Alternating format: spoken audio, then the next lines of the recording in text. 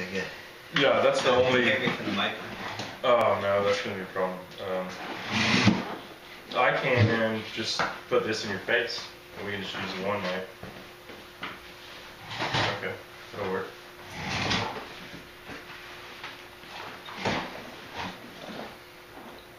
All right, so let me get your level one more time.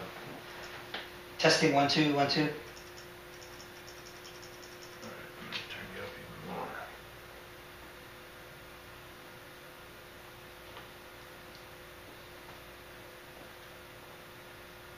Okay, one more time. Check, check. Turn it up that loud so we get Coming from Austin. just get a little. Took us 4 hours to get here. Yeah. Is that good? I need you to get as close as possible. Closer? Yeah. Because I want it to look more. Mic check 1 2 1 2, and you're about right there. And I don't want to have to pick up a lot of interference. Like it'll pick up just the computer humming. If I turn it up anymore. Austin. Yeah, that'll work. I can boost it up without a problem. He just wants to be able to see, like, them to see the questions. Oh, sure. No, not from you, from me. Oh. No, I'm signing it.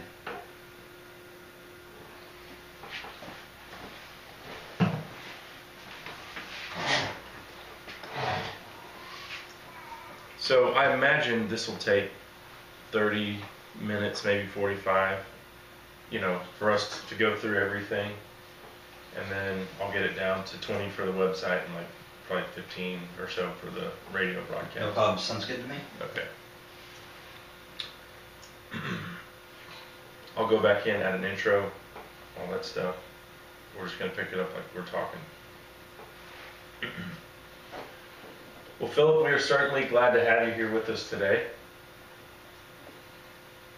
It's my pleasure. It's good to be here, Cable. Awesome. I guess first of all, why don't you tell us a little bit about your upbringing as far as when you got into hunting, and then we'll transition into when you flung your first arrow. Sure. My upbringing, I always wanted to hunt. My parents weren't hunters. My real father's brother, he was a hunter, but he lived in Minnesota. So I kept telling my parents I want to hunt. They kept telling me no. So as not hunting. As time went on, I still had it in the back of my head. So I played football, semi-pro, and ruined my shoulder. So I was hurt, so I had no more hobbies. So I tried golf. It wasn't too bad, but there's no excitement for golf for me. Football was better. So until the thought came back to me about hunting, so I had to find my fit. Like the same feeling as the adrenaline rush as football. So the excitement and those things. So my first AR, I bought an AR, so I killed my first hog, and ever since then I was addicted. Awesome. And then as time went on, about 3 years later, I believe around 3 years, I felt that feeling again. So I needed more excitement. I wanted to be closer to the animal, more, have something more challenging, right. Or, challenge myself as well. So that way I could be, like I said, closer to nature and the animal as well. So I figured, why not pick up a bow? So I wasn't sure how my arm was going to work since, I tore up my arm. Uh-huh. So I went to the Cabela's, and tested it out, shot a few different bows. And, I was at 50 pound. And then after the first shot, I was already hooked. I looked and I found my first bow. And the next day I found out that TBH online, Texas Bowhunter. Great group, yeah. The Texas Bowhunter. So I checked that out, and it was interesting. So I became a member the very next day. and I picked up on everything I could. I learned everything I could that season. That was the first season I started, you know, and I hunted with a bow. It was an awesome feeling. Yeah. Awesome feeling. Awesome. Well, fast forward, and here we are today. You're on the pro staff or field staff for a variety of well-known archery companies like Boning Archery, Hips Targets, BroadheadBarn.com, Black Eagle Arrows, and quite a few others as well. And it's pretty cool to see you accomplish all this while being deaf. Yeah, thanks, Cable. I appreciate those companies giving me the opportunity to represent them. You know, there's not a lot of companies, you know, willing to give you the opportunity, you know, for people like myself. But I was really impressed with these companies. Mm-hmm. They had open arms, you know, open hearts, and you know, not looking at deaf people and saying, "Oh, they can't do it." You know, the personality and everything's well. You know, I'm very blessed. Right. What's the biggest hurdle that you've had to overcome as a hunter who can't hear?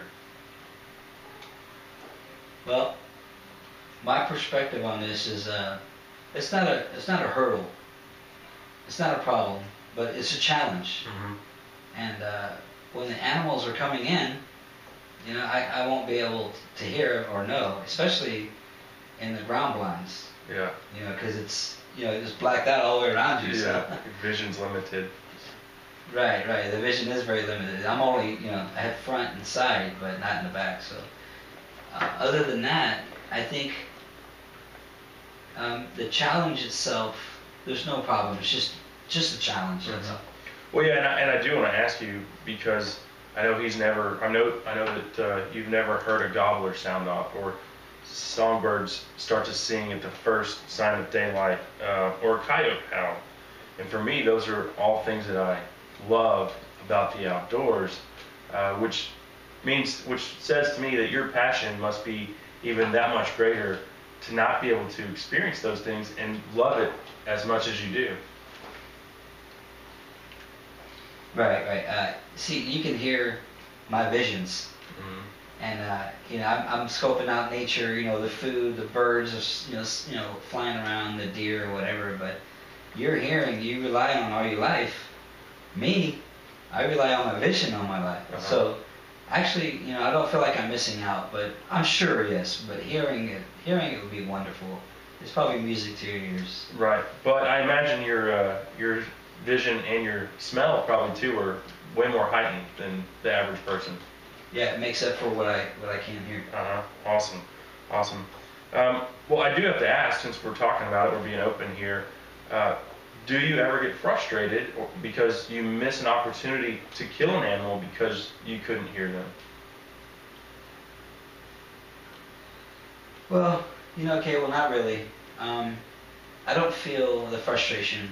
My perspective as part of a hunt, it's hunting. Challenging, yeah. And not expect, you know, you have to expect stuff like that. If it happens, it happens. Yeah. You know? If it doesn't, then so be it.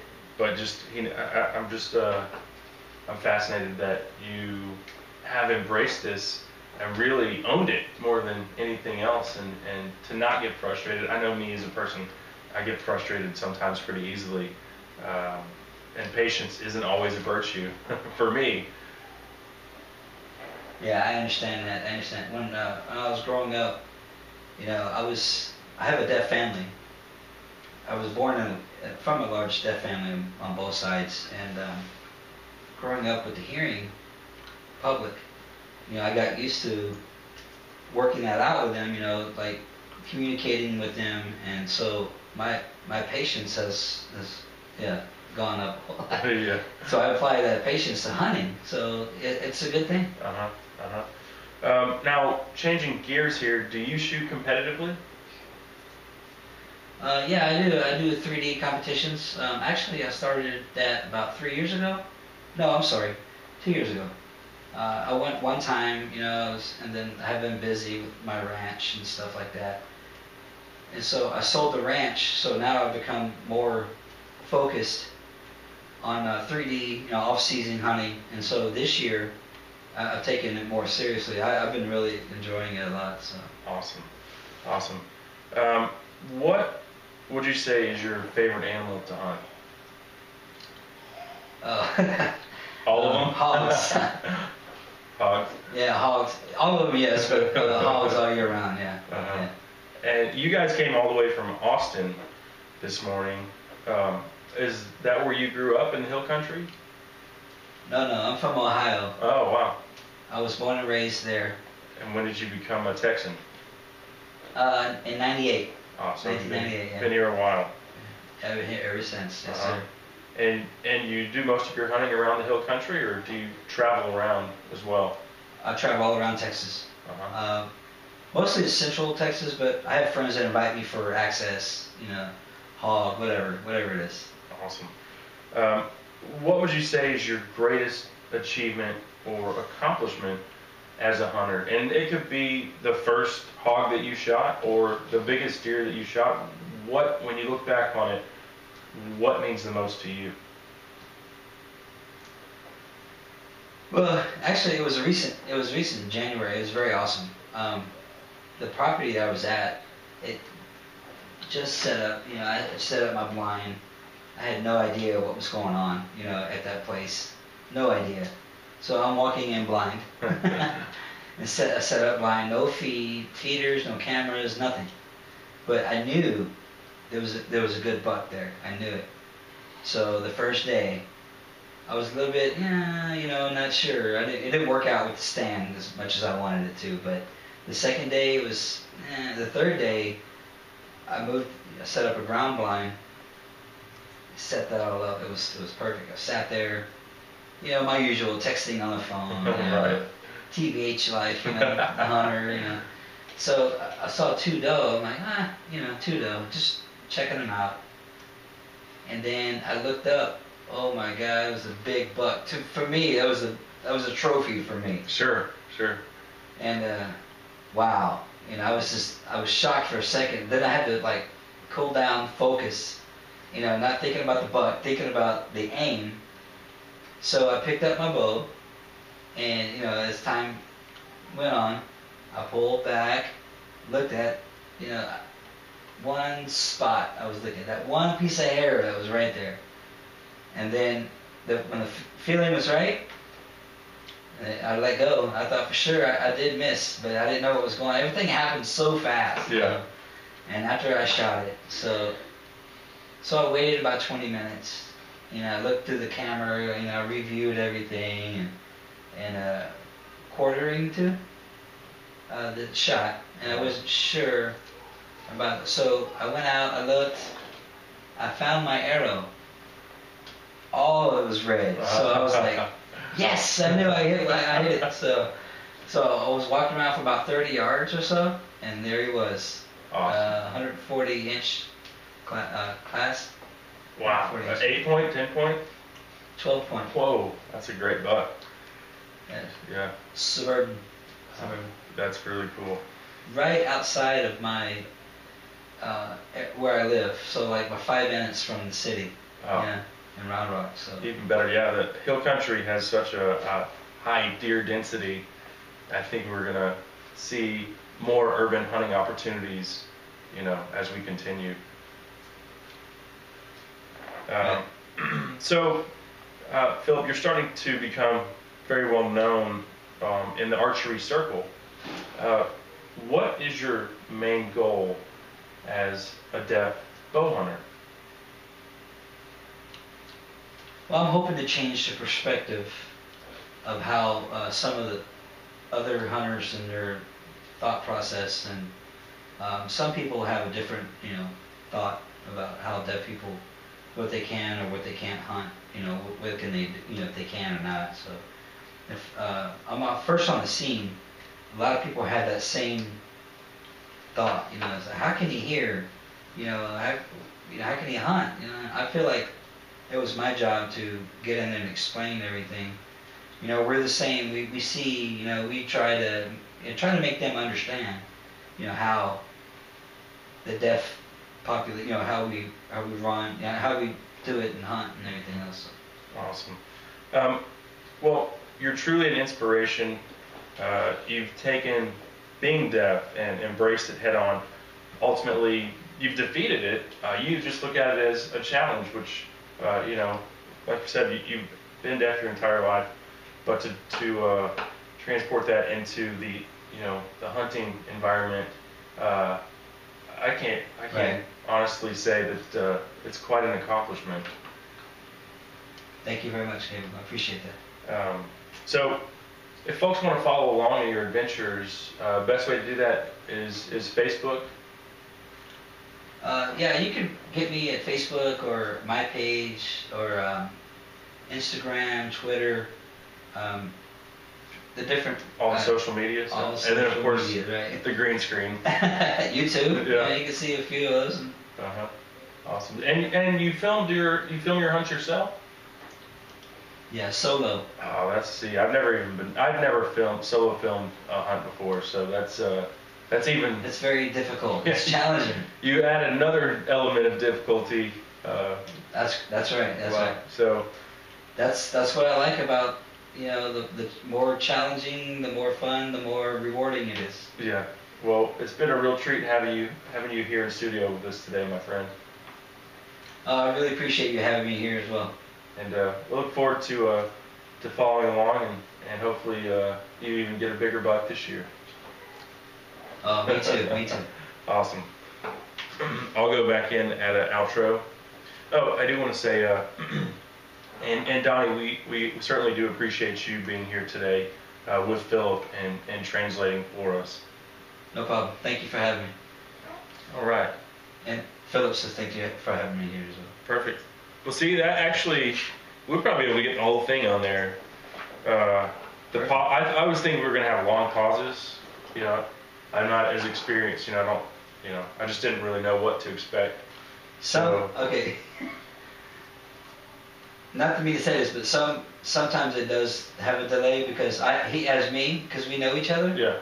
And I'm fluent. Yeah. I'm pretty fluent in signing, and you know I know the culture. So right. I could read. My receptive skills are pretty good. Uh-huh. Well, yeah. I mean, I see the pauses are, like here, just very small. So I will edit those out. Right. And like I said, we're at 15 minutes, so we should have no problem. Awesome. Getting most of, if not all of that, on the air, and it'll probably be next weekend. Because I usually operate 1 week in advance, so this week's show is pretty much done. Okay. I want to get my wife in here to take a picture of us while we're doing this. So let me go.